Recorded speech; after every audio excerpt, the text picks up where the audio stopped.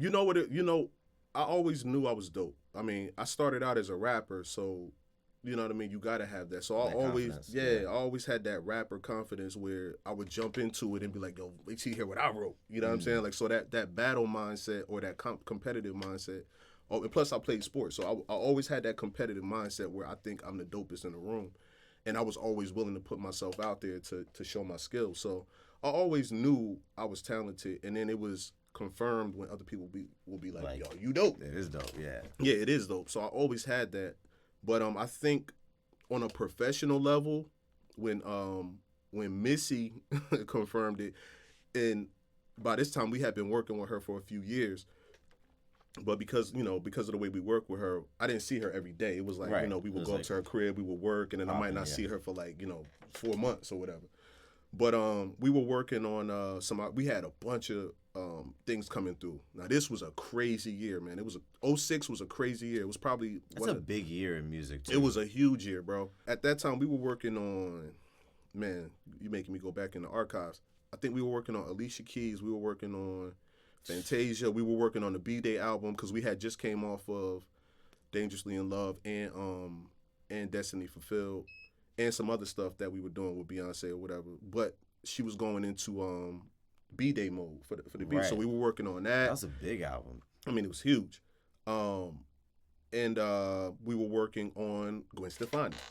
So we were cooking, bro. Like we were going crazy. I'm talking about 5-hour energy drinks.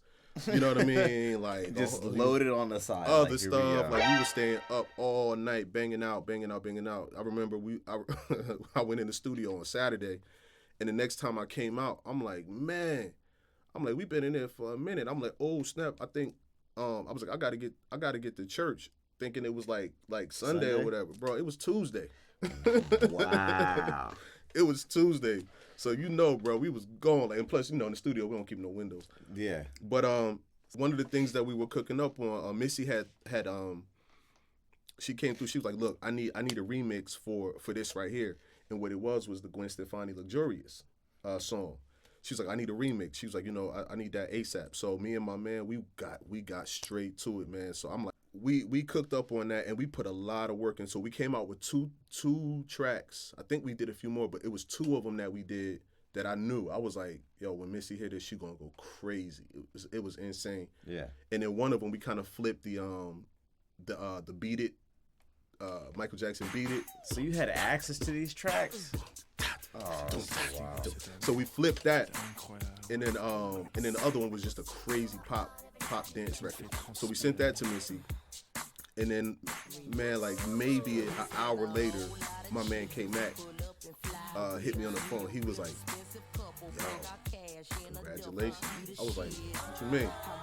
He was like, congratulations, bro. I was like, yo, what you mean? He was like, hurry up. He was like, yo, Missy just hit me back, bro. And she said, that is fire. She said, now that's how you make a motherfucking hit. Really? Now, when Missy said that, I was like, click.